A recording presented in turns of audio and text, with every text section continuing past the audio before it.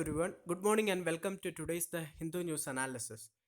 In today's news analysis, we'll be discussing about 7 important news articles covered in the Hindu newspaper today. Coming to the first article, Beijing think tank raises Article 370. A Beijing think tank called CICIC, it has linked the current tensions along the line of actual control to India's move last year to dilute Article 370 and change the status of Jammu and Kashmir. So we have been seeing in the past 1 month that the Chinese intrusions into LAC are increasing at multiple points across the LAC. They are almost 4 points in Ladakh and one in Sikkim. The points in Ladakh are Pangong So Lake, Gogra, Galvan Nala, Demchok, and coming to Sikkim, the area of conflict is the Nakula Pass in the northern part of Sikkim. Right. So now the reason for the increased conflict between India and China across the LAC has come out to picture. It is that the Chinese are more concerned about India revoking the Article 370 of the Constitution last year. The article for the first time described the move as a joint challenge to China and Pakistan. So the removal of this article is seen as a joint challenge even the sovereignty of Pakistan and China. So was the status of Ladakh is what is concerning China more. So the think tank which published this is CICAR. It is a Beijing-based think tank that is affiliated to the Ministry of State Security, China's top intelligence body.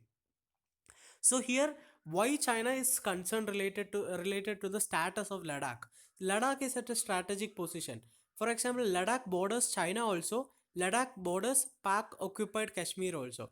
Ladakh borders the western part of China, where China is already facing issues of extremism. Right, Xinjiang province and all are rusty provinces of China. So this is one concern, and when Ladakh has become a separate union territory, India has more control over Ladakh, right? So when India has more control over Ladakh, and since Ladakh is bordering to areas in China where China has issues, for example, Tibet, Xinjiang province in China and all. So that is one of the reason why China is concerned. And there is a second reason why China is concerned. China is also concerned because of the reason that the China Pakistan Economic Corridor or CPEC, it passes through the Pak occupied Kashmir, which is again bordered by Ladakh. So these two concerns of China makes Ladakh a very strategic position. Right. So this is the reason why China is very much concerned about Ladakh and increased its aggressiveness across the LAC. Also, there's another issue. Home Minister Amit Shah had spoken about in the parliament about taking back Pak occupied Kashmir and Aksai Chin. So Pak occupied Kashmir is a part of Kashmir which is with Pakistan, right? Whereas Aksai Chin is a part of Ladakh which is under the control of China. So Aksai Chin, though it is a part of Ladakh, it comes across the LAC. On the Chinese side of the LAC, it is illegally occupied by China. So when the Home Minister told in the parliament about taking back POK and Aksai Chin, then that also raised concerns on the part of China. So China had opposed the Ladakh map for including Aksai Chin. So India after the Jammu and Kashmir Reorganization Act, two union territories were formed. So after forming the two union territories, the new maps were released. Right, the political maps were released, and in that Aksai Chin, which is actually under the control of China, was shown as a part of Ladakh. So that also increased concerns. Also, it is noted that the China has raised the issue at the United Nations Security Council. So the report also mentions that India is doubly confident.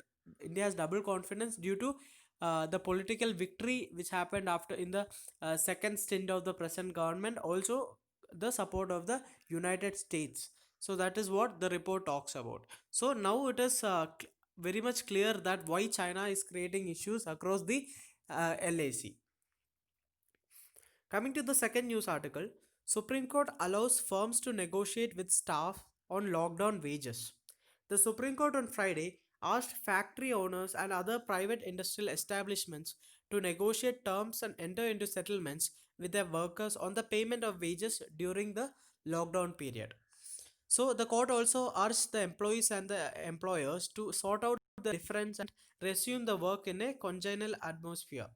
So the court order came on a petition, batch of petitions filed by the industry owners against a March 29th government notification compelling them to pay full wages to the workers. So we all know that paying full wages to the workers is not possible as of now, because it is true that we have to take into consideration the situation of both employers and employees. Both were badly affected by the pandemic, right? So there should be a compromise and there should be a balance between the employers and the employees. Like both of them will be suffering a bit due to the pandemic.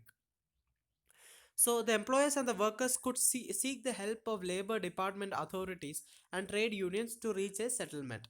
The government too had an obligation to ensure conciliation between private employers and their workers for the smooth running of the establishment. So that is what the Supreme Court has told now. The lockdown has an equal a adverse effect on the employers as well as on the employees. Right. So here it should be ensured, two main things should be ensured. One is there is an inherent power balance between the employers and the employees, right? So the government should ensure that the employees are not completely exploited, right? That is one aspect. Also, the second dimension is related that the lockdown has badly affected the employers also. The industries were shut down, productions were stopped, and thereby the revenues for the employers were also stopped, right? So that thing also, so these two aspects should be considered both from the side of the employers and from the side of the employees, and reach into a compromise to ensure the smooth revival, to ensure the smooth restart of the industries again. Coming to the next news article, on summit anniversary, North Korea accuses US of empty promise. So we all know that in 2018, the US and the North Korean leaders, Donald Trump and Kim Jong Un, both have met at a summit in which was conducted in Singapore. So this is the second anniversary of the summit, the Singapore summit. North Korea criticized Donald Trump in a stinging denunciation of the US on Friday, the second anniversary of a landmark summit in Singapore, where US President shook hands with leader Kim Jong Un. So, the North Korea also implicitly threatened to disrupt November's election if the US did not stay out of the inter-Korean affairs. So, we all know that the US presidential election is supposed to happen in November 2020. So, the North Korea has threatened to even disrupt the election if the US is continuing to interfere in the inter-Korean affairs. So there was also an issue between North Korea and South Korea, where North Korea has stopped all the official communication links with the South Korea because of the reason that the South Korea, from South Korea, activists were launching leaflets through balloons and all, criticizing Mr. Kim into the North Korean area. So because of this reason, because of this flying of pamphlets into North Korea, from by South Korea activists, by activists from South Korea, so the communication channels were stopped as of now. So that is one issue which is happening between North and South Korea as of now. Also, this has cast doubt over the future of the two sides' long stalled nuclear talks process. The US diplomats insist that they believe Mr. Kim promised in Singapore to give up its arsenal, something Pyongyang has no steps to do. So Pyongyang is the capital of North Korea. So US are telling that the North Korea have not agreed to what it has promised during the Singapore summit, and as well as the North Korea is concerned that the US has not reduced any economic sanctions, because the North Korea is facing multiple international sanctions over its banned weapons program. So the North Korea is concerned that none of the international sanctions were withdrawn, and the US is concerned that North Korea has not agreed to any of its promises. So this is the issue which is happening between US and North Korea. Also, the North has decided to bolster its nuclear deterrent to cope up with the US unabated threats of nuclear war. So, North Korea sees its nuclear arsenal as a deterrent to any attacks, any pressure from countries like US.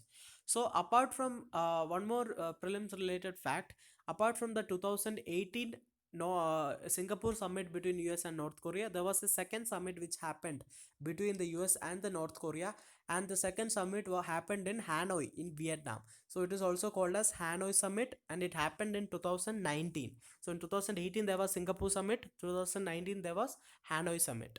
So that is all about the news article. Coming to the next news, government puts off decision on states GST dues till July. So the GST collections in the past 2 months have only reached 45% of the target amount, the finance minister Nirmala Sitharaman said.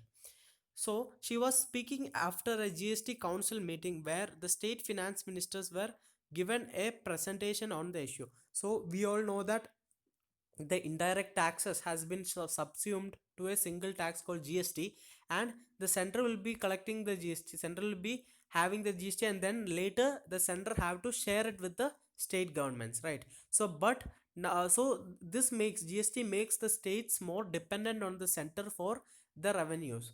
So because earlier sales tax, for example, consider the case of sale tax was actually under the state governments earlier, right? Now it comes under the GST. After the GST reform, it comes under the GST. So the state government's control over the state sale tax. Earlier it could increase the sale tax for increased revenue and all, and it used to collect the money of sale tax by itself. Now what happens, now it comes under GST, the central government collects it first, then it has to share it with the state government. So the states have become more dependent, financially dependent on the center after the implementation of the GST, and this has badly affected the present, especially during the present COVID-19 crisis, where the center is not at all having revenues for itself. So this is one of the reason why the central governments are more interested in opening the beverages, the bars and all, because that is so that is only one of the main source of revenue for the state governments as of now, post the GST era, right? Post GST reform, I'm sorry. So the GST council had decided that they will meet again in July to discuss the issue of compensation cess and dues to the states, and the possibility of borrowing money from the market to meet these dues. So if the government, central government, since the collections are only 45% of the target, there might be a need of borrowing from the market in order to fill this dues to the state. So the council also approved a slew of measures to ease tax compliance, including reduction in late fees for past returns and COVID-19 related relief for small taxpayers for the period between February and July 2020, provided returns are filed by September. So these are some measures which are taken by the GST Council to ensure increase in revenue through incentivization of the taxpayers. So also from the prelims perspective, you have to know about the polity related facts about GST, the article which it comes under, and the GST council composition. So all these things, all these facts, you will get it under the new edition of the Lakshmikant polity, right? So that becomes a very important thing from the prelims perspective. So, although GST collection data is usually released on a monthly basis, no data has been released for April or May. So, under the GST law, so there is a law for the GST, the center must pay the states full compensation for any shortfall in revenue collection until 2022. So, this was an agreed, this was a provision of the GST law. That is, we have already told that the states will be losing revenue. For example, the sales tax, which we have already discussed earlier, whereas the states will be losing revenue because of the uh, losing power over some of the taxes. So there was a provision in the GST law to compensate for the loss of revenue the states are facing, and this compensation will happen till the year 2022. So this was a provision in the GST law. So this provision was brought in to ensure incentivize the states to come to the ambit of GST, right? So that is all about that news article. Coming to the next news article, reserve surge 8.2 billion in a week, $8.2 billion in a week, exceed $500 billion for the first time. So here the news is about the RBI forex reserves. India's foreign exchange reserves or forex reserves crossed $500 billion for the first time as Reserve Bank of India builds up a war chest, even as the rupee has been the worst performer among the emerging market currencies since the COVID-19 outbreak. So the latest data, as per the latest data, India's forex reserve surged by 8.2 billion dollars during the week ended in June 5th. And because of this biggest surge, the total reserves have become 500.02 billion dollars. So the increase in the reserves was mainly due to a rise in foreign currency assets, which increased by 8.4 billion dollars in the week. So here one important prelims related fact comes into picture. So when we think of forex reserves, what we think is that it contains only foreign currencies. For example, like US dollar or any other Japanese yen, British pound, or Chinese renminbi. So we think that it is only the foreign currencies which are included here, right? But it is not just the foreign currency assets, but it also includes three more other components. They are gold reserves, SDR rights, as well as reserve tranche position. So these are the four main components of forex reserve. So this is very important from the prelims perspective. Forex reserves has mainly four components. One is the foreign currency reserves. The second is the gold reserve, that is the gold which the RBI owns, is also it also comes under the forex reserve. The third one is SDR stands for special drawing rights. So it is actually a basket of currencies. You have to go through prelims related facts about SDR. It is actually a basket of currencies, and this basket includes five major currencies. They are the US dollar, the pound, then comes the Chinese renminbi, then the Japanese yen, and it also includes the euro. So these are the five currencies which are included in the SDR. Okay. And apart from this, there is another component of the forex reserve, that is the reserve tranche position. It is the money which it is the total amount, it is the currency which a country gives to the International Monetary Fund. Okay, so that is called as RTP, or reserve tranche position. So this prelims related fact about forex reserves should be very clear for you. Now, India now has a reserves to meet an import cover of about 14 months. So India is building up this to ensure that the COVID-19 pandemic does not affect its foreign currency reserves. So as a wartime measure, it is being taken. So that is all for that news. Now coming to the next news article, samples from Lonar Lake sent for testing. A day after the water in Lona Lake in Buldana district turned pink, the State Forest Department have sent samples to National Environmental Institute, Engineering Research Institute in Nagpur, and Agarkar Research Institute in Pune. So here you can see the picture here. This is the Lonar Lake, and the water has turned pink. So here we have to, from the prelims related aspect, we have to learn about Lonar Lake, how it was formed, the origin of Lonar Lake. Then it was also recently declared as a wildlife sanctuary. So these are the facts which we should learn from the prelims perspective. Formed after a meteorite hit the earth some 50,000 years ago, Lonar Lake has saline water, and it is a notified National Geoheritage Monument. So this is also another important prelims fact which you have to learn. So this can come as a direct statement in the prelims question. Consider the following statement about Lonar Lake. The first statement, it was for a meteorite formed lake. The second statement can be, it is a National Geoheritage Monument. Okay. The third statement can even be, it is declared as a wildlife sanctuary as part of the Lonar Wildlife Sanctuary. So these three statements can be asked from the prelims perspective. So if this comes as an option, then the answer will be all of the above, right? So it is located around 500 kilometers from Mumbai. So as Lonar Lake is located within a sanctuary, the sanctuary is Lonar Wildlife Sanctuary. Because it is located in a sanctuary, the forest department is responsible for its maintenance. So, some experts have attributed the change to the mixing of Dunaliella algae with halobacteria, forming a beta carotene pigment and turning the water pink. So, here we don't have to learn about this much details. We have to just note that this color change is not due to any artificial reasons, but it is due to natural reasons where the mixing of some algae has happened with some bacteria. So you just have to know this, and this is the natural cause of the water turning pink, and no artificial occurrence resulted in the change in color.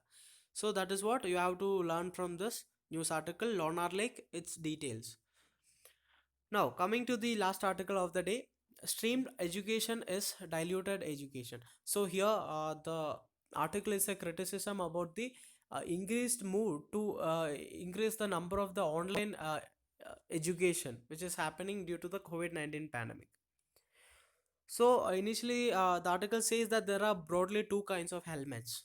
One helmet is to protect your head, and the other is to protect your wallet from the traffic police, right? So what is the difference here? One is designed to keep the safety in mind, made of durable, impact-absorbing material that has been thoroughly tested to be so. The other, to protect the wallet, on the other hand, is to design to get by and is made of quality compromising low-cost material. So here, the author is comparing this situation, the example of a helmet, with the meaning of education. So what is happening as of now? Recently, in the wake of the COVID-19 pandemic, the University Grants Commission has issued a circular to universities encouraging them to adopt massive open online courses, MOOCs, offered in its SWAYAM platform for credit transfers in coming semesters. So here, one prelims related fact which you have to learn is SWAYAM platform is related to online education. So this can be asked in the prelims as a direct question or as a statement. So SWAYAM platform is related to online education where MOOCs will be provided. Massive online open online courses will be provided through SWAYAM platform. So this sounds like a benevolent act during the national lockdown. However, it poses danger since it is also being seen as an instrument to achieve the country's target gross enrollment ratio in higher education. So gross enrollment ratio is the a percentage of students who enroll for a course, right? So the government has a target of achieving gross enrollment ratio of 30% by 2021. As of 2017-18 academic year, it is around 25.8%. So the author is telling that this online courses are seen as a way to increase the achieve the target of the gross enrollment ratio. But there are some issues which are related to this, right? Online courses that we'll be discussing in the coming paragraphs. So instead of expanding the network of higher education institutions across the country and increasing seats, the government plans to make online degrees program available for students to enroll and graduate from and add to GER. So the author is telling that the government has got an easy way as now. So now they don't have to increase the number of higher education institutions. They don't have to improve the infrastructure. They don't even have to increase the number of seats in an academy. So instead of this, now the government has found an easy way to increase the number of online courses so that students will just enroll for it and complete the course, and thereby and add this enrollment also under the gross enrollment ratio. So that is what the criticism of this move is. MOOC, MOOC-based e-learning platform tend to reinforce a top-down teacher-to-student directionality of learning whereby teacher creates and student consumes the content. Right. So this is one issue related to MOOCs. MOOCs are just unidirectional. The teacher will be teaching and the student will be just listening through its laptop or something. So that is the issue with MOOC, that it is unidirectional. There is no two-way interaction which is happening here. This misses the point that teaching and learning are skills that are always in the making. Moving to a MOOC based degree system would rob young teachers and students of these essential lessons in teaching and learning from each other. So, in conventional teaching, conventional education, it is not just that the teacher teaches or it is not just that the student learns. What happens is a bidirectional movement of teaching, right? The teacher also learns some things from the students. Also the student will be able to teach something to the teacher. So both the student as well as the teacher will be teaching as well as learning with each other through direct interaction. So this is the main component which is missing in an when we shift towards massive online open online courses, MOOCs, right?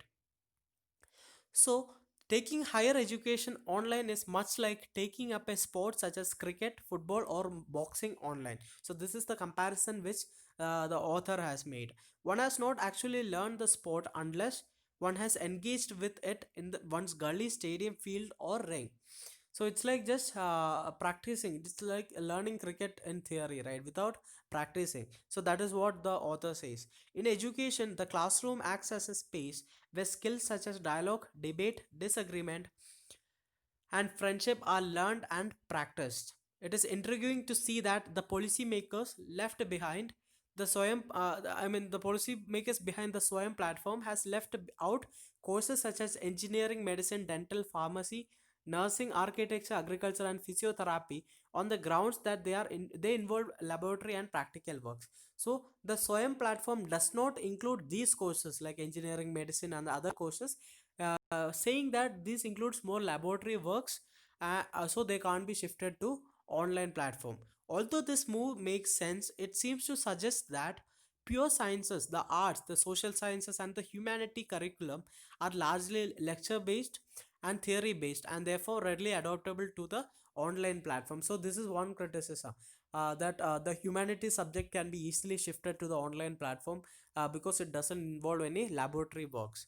So implicit in every curriculum is a tacit assumption that classroom is a laboratory for hands-on testing of ideas, opinions, interpretations, and counter arguments. So when this subjects are shifted to online platform, what happens is the concept of classroom as a laboratory for many of these functions will get affected. Classroom and campus spaces offer the potential for solidarity in the face of discrimination, social anxiety, stage fear, paving the way for a proliferation of voluntary associations that lie outside the realm of family, economy, and state. So, classroom and campuses are not just for education, right? They many other things happen there. Co-curricular activities happen there. The formation of student leaders, the student politics happen there. So, colleges are seen as the future of the politics also, right? College campuses are seen as the future of politics also. So many of these things happen in college campuses, so it is not just a educational institution, right? So all this, and even coming to stage fear, if a person is having stage fear, then definitely it will be improved, it will be controlled through participation in various events in the college, schools, and all, right? So this also will be affected if offline classes does not take place. So, without a shared space to discuss and content ideas, learning dilutes to just gathering more information. This could also dilute norms of evaluation, whereby a good lecture might mean merely a lecture which streams seamlessly without buffering. So, the idea of a good lecture, what is a good lecture, also changes. Such platforms must be seen only as stopgap variants that help us get by under lockdown situation and complement classroom lectures. So the way forward, the author is telling that the way forward is to ensure that such temporary arrangements is restricted to situations like this present COVID pandemic, and it should not be continued, it should not be made the norm. And the normal classroom program, it should be brought back, it should be coming back after the pandemic gets over. So that is the way forward discussed by the author. Coming to the other articles of the day, the first one is the major general level talks on the LAC continue, page 9. So as we all know, issues are happening between India and China across the LAC, and there have been many level of talks which are going on between both from the military as well as between the politicians. So that is what the talks are going on. The talks will continue on page 9. Second article, the food inflation accelerates to 9.28 in May. So what is inflation? Inflation is the general rise in price of commodities, right? So food inflation measures the inflation in food commodities. So accelerates to, it increases to 9.28% in May. So this might be mostly due to the supply side constraint, whereby the transportation, the lockdown has affected the transportation of the food items. The lockdown has also caused the storage issues also, the warehouse, the cold storage and all were shut down, right? So these might be the issues which have caused an increase in the inflation in the food. So here you have to learn about other measures of inflation also, so from the basics of the economy, right? So you can learn about CPI, WPI, various types of CPI, and you should also learn what the government is using as a measure of inflation. So and there are also concepts like core inflation, headline inflation. So these are concepts where the energy, the volatile component of food, energy and all are removed or included, right? So headline inflation, for core inflation, so these aspects should be clear from the prelims perspective. Coming to the third news article, RBI panel to review private bank norms. So RBI panel is about to review private bank norms related to licensing, the criteria which is necessary for a private bank to operate, and also this news you can read in page 15. So that's all for today's news articles. I hope you like the video. Please press the like button, subscribe to the channel, and share the video with your friends. Have a great day. Thank you.